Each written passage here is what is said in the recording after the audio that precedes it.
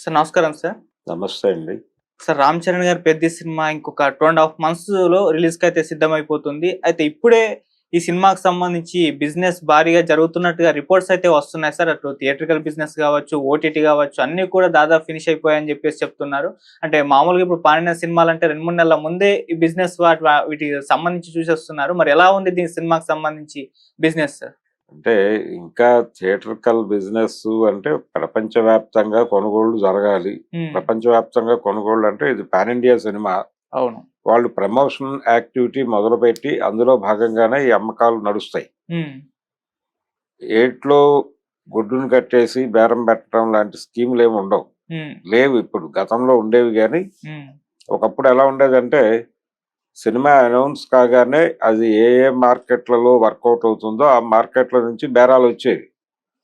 అంటే ఉదాహరణకి south Indian market బలంగా ఉన్నటువంటి కమల్ హాసన్ లాంటి వాడికి సినిమా అనౌన్స్ చేసినప్పుడే తెలుగు బయర్స్ కూడా వెళ్ళేవాళ్ళు, తెలుగు డిస్ట్రిబ్యూటర్లు కూడా వెళ్ళేవాళ్ళు.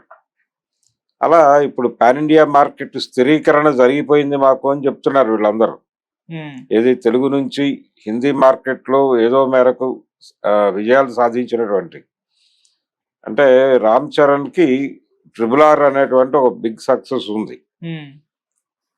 ఆ బిగ్ సక్సెస్ మీదుగా ఆయన బిజినెస్ నడవాలి. ఇప్పుడు ఆ తర్వాత వచ్చిన సినిమాలు ఏవి కూడా ఆయనకి ఆశాజనకంగా కనిపించలేదు. అక్కడ ఆ శబ్దం చేయలేకపోయినాయి. అది ఏ సినిమా అయినా కావచ్చు, ఆచార్య కావచ్చు. ఆ తర్వాత ఆచార్య నిజానికి వాళ్ళు హిందీ మార్కెట్లో పెద్దగా పుష్ చేసింది లేదు. ఆ తర్వాత వచ్చినటువంటి గేమ్ చేంజర్ లాంటి సినిమా కూడా ఆయనకేమీ ఉపయోగపడలేదు. ఈ సినిమా మీదే హోప్స్ అన్ని పెట్టుకుని కూర్చున్నారు. ఇది ఏప్రిల్ 30వ తారీఖు అని చెప్తున్నారు. అవును. అయితే ఈ 2 నెలల టైము వీళ్ళు బిజీగా, అంటే ఇప్పుడు మొదలైపోవాలి గేమ్ మొదలై ప్రమోషనల్ యాక్టివిటీలోకి దిగిపోవాలి. రాజమౌళి ఆల్రెడీ ఇంటర్వ్యూలు ఇచ్చేస్తున్నాడు. ఎప్పుడో నెక్స్ట్ ఇయర్ సమ్మర్కి రావాల్సిన సినిమాకి ఇప్పటికే ఆయన ఇంటర్వ్యూస్, హాలీవుడ్కి ఒక ఇంటర్వ్యూ ఇచ్చాడు, బాలీవుడ్కి ఒక ఇంటర్వ్యూ ఇచ్చాడు. నెమ్మదిగా ప్రమోషనల్ యాక్టివిటీలోకి వచ్చేసాడు ఆయన. సో ఈ ప్రమోషనల్ యాక్టివిటీలోకి వచ్చిన తర్వాత ఆయా మార్కెట్లను కెలికి అక్కడి నుంచి బేరాలు వచ్చి అలా నడవాలి. వరల్డ్ వైడ్ నడవాలి. వరల్డ్ వైడ్ అంటే తెలుగు సినిమాకి అక్కడ బయ్యర్స్ నుంచి కొంత డబ్బులు ఆఫర్లు వస్తే రావచ్చు. పెద్ద సినిమాకి సంబంధించిన ఆఫర్లు వస్తే వచ్చి ఉండొచ్చు. ఆఫర్లన్నీ క్యాలిక్యులేట్ చేసి వీళ్ళు ఏదో ఫిగర్ చెప్తున్నారు 500 కోట్లు ఇలాగే. కానీ ఇది 500 కోట్లు బిజినెస్ అంటే వీళ్ళు 300 కోట్లు ఎంత పెట్టుబడి పెట్టారు ఈ సినిమా మీద అని చెప్తున్నారు. దాంతో బ్రేక్ ఈవెన్ అయిపోయింది బిజినెస్ లో అనేది కూడా ఒక కథ నడుస్తోంది. ఇంకొంచెం ఎక్కువే రావాలి నిజానికి ఈ సినిమాకి. వీళ్ళు హిందీ మార్కెట్లో ఎంతగా వెళ్ళారు, అలాగే తమిళనాడు మార్కెట్ ఉంది, కేరళ మార్కెట్ ఉంది, కన్నడ మార్కెట్ ఉంది. కన్నడలో ఎలాగో తెలుగు సినిమా ఇవే వెళ్తాయి. ఇలా క్యాలిక్యులేట్ చేసుకుంటే ఇండియన్ మార్కెట్లో ఎంత వర్కౌట్ అయింది, విదేశాల్లో ఎంత వర్కౌట్ అయింది. ఓటీటీలను కలుపుతున్నారు కానీ ఓటీటీలను కలపాల్సిన అవసరం ఉండదు. ఓటీటీ కూడా బిగ్ రేంజ్ లోనే పెడుతుంది. అంటే సినిమా ఒక మూడ్ క్రియేట్ చేసింది. ఈ సినిమా డెఫినెట్ గా బాగుంటుంది అనేటువంటి ఒక మూడ్ అయితే క్రియేట్ చేయగలిగారు. ఆ పాట నుంచి బయటకు పంపించినటువంటి ఇప్పటి వరకు వాళ్ళు పంపు చేస్తున్నటువంటి ప్రమోషనల్ కంటెంట్ నుంచి ఒక ఎక్స్పెక్టేషన్ అయితే క్రియేట్ చేయగలిగారు. ఈ ఎక్స్పెక్టేషన్స్ మీద బిజినెస్ జరిగితే ఇది చిన్న ఫిగరే ఇప్పుడు వాళ్ళు చెప్తున్నది. ఇంకొంచెం బిగ్ స్కేల్లోనే వెళ్లాల్సిన పరిస్థితి ఉంది. రెండోది ఈయనకి గ్లోబల్ మార్కెట్ ఉంది అనే ప్రచారం కూడా ఒకటి ఉంది. ఈ గ్లోబల్ మార్కెట్ కి ఎలా వెళ్తారు వీళ్ళు అంటే సినిమా అనేది ఇప్పుడు మార్కెటింగ్ మీద ఆధారపడి ఉన్న కంటెంటే. హీరోని ఆ లెవెల్లో ఒక సినిమా ఏదైనా ప్రొజెక్ట్ చేస్తే నెక్స్ట్ అక్కడికి తీసుకెళ్ళాలి. ప్రతి ప్రయత్నము అక్కడికి సాగాలి. అలా సాగకపోతే పెట్టుబడి వర్కౌట్ అవ్వదు. హీరోకి ఆ ముందు సినిమా కంటే తక్కువ డబ్బులు ఇవ్వలేరు కాబట్టి ఖచ్చితంగా ఆ హీరోతో వెళ్ళాలి అనుకున్నప్పుడు బిగ్గర్ మార్కెట్ టార్గెట్ చేయకపోతే కుదిరే వ్యవహారం కాదు. ఇది అన్ని భాషల్లోకి తర్జుమా చేయటం అనే ఒక ప్రోగ్రామ్ లోకి ఇప్పుడు సినిమాని తీసుకెళ్తున్నాడు ఆయన రాజమౌళి. అంటే ఎక్కడికక్కడ లోకల్ లాంగ్వేజెస్ లోకి తీసుకెళ్ళాలి, 600 భాషల్లోకి తీసుకెళ్తాం అన్న పద్ధతిలో వాళ్ళు ఏదో మాట్లాడుతున్నారు. సో ఈ విస్తరణకి సంబంధించినటువంటి కొంత రూట్ మ్యాప్ ఆల్రెడీ ఉంది. RRR నుంచి మొదలైన రూట్ మ్యాప్ ఇది. 2 నెలల టైం ఉంది. 2 నెలల టైంలో సో ట్రిపుల్ ఆర్ తర్వాత కొంత హోప్ఫుల్ గా వస్తున్నటువంటి రామ్ చరణ్ సినిమా కాబట్టి దీన్ని కూడా ఆ లెవెల్లో పుష్ చేయాలి. ఆ లెవెల్లో పుష్ చేస్తుంటే ఇది చిన్న ఫిగర్. ఇప్పుడు వీళ్ళు చెప్తున్నది పెద్ద గొప్ప ఫిగర్ అని నేనైతే అనుకోవడం లేదు. సో ఇంకా పెద్ద బిజినెస్ చేయాలి. వాళ్ళు టార్గెట్ 5,000 కోట్లు అని చెప్తున్నారు. 5,000 కోట్లు ఎవరు? రాజమౌళి వాళ్ళు. అవును. కాబట్టి దానిలో కనీసం సగానికైనా వెళ్ళగలిగి ఉండాలి. ఓకే. అందుకని బిజినెస్ కి సంబంధించి ఇదే ఫైనల్, లేకపోతే ఇది స్పెక్యులేషన్ అనే అనుకుంటున్నాను. అంటే ఇంతకు ముందు సినిమా మీద కాలిక్యులేట్ చేసి ఆ పద్ధతిలో పెడుతున్నారు, కానీ ఇది కాదు. ఇప్పుడు బిగ్ మార్కెట్ కి వెళ్ళాలి. ఆ బిగ్ మార్కెట్ కి వెళ్ళాలంటే వీళ్ళు అర్జెంట్ గా ప్రమోషనల్ యాక్టివిటీ మొదలు పెట్టాలి. మొదలుపెట్టి హిందీ మార్కెట్ లో ముందు పుష్ చేయాలి సినిమాని.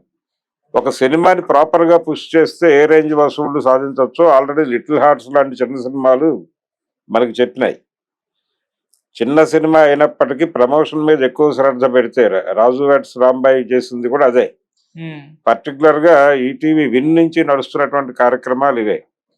వాళ్ళు ప్రమోషన్ మీద చాలా ఎక్కువ శ్రద్ధ పెడుతున్నారు. విపరీతమైనటువంటి పుషింగ్ నడుస్తోంది. ఆడియన్స్ లోకి సినిమాని తీసుకెళ్ళడానికి చాలా రకరకాల వ్యూహాలు పన్నుతున్నారు వాళ్ళు.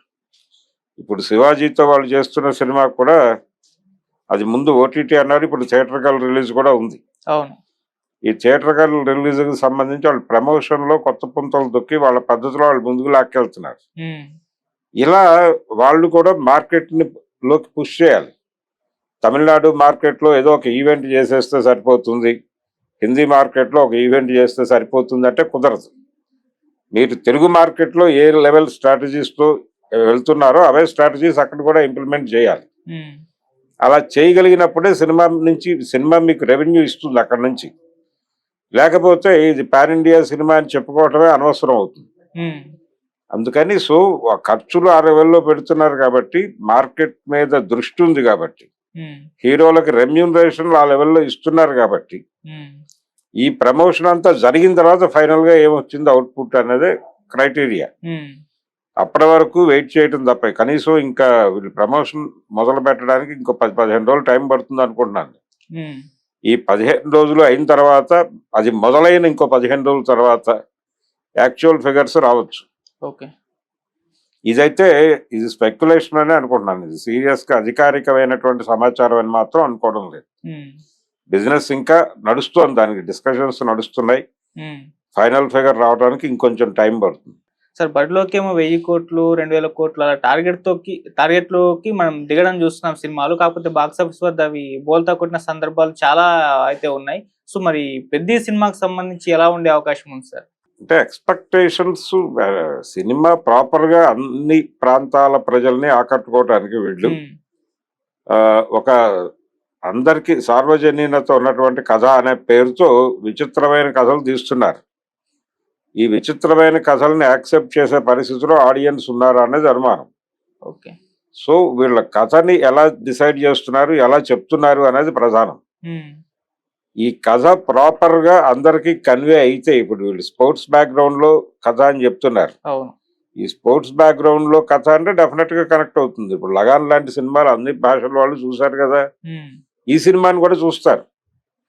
కాకపోతే అందులో కాన్ఫ్లిక్ట్ ఏమిటి, ఆ కాన్ఫ్లిక్ట్ జనాలు ఒరిజినల్ గా ఫీల్ అయ్యి నిజమే అనేటువంటి అనుకుని ఒక రియల్ ఫైట్ చూసాం మనం. సమాజంలో ఉన్నటువంటి లేదు స్పోర్ట్స్ ఏరియాలో ఉన్నటువంటి ఒక ఈవిల్ మీద అద్భుతమైనటువంటి పోరాటం జరిగింది ఈ సినిమాలో అని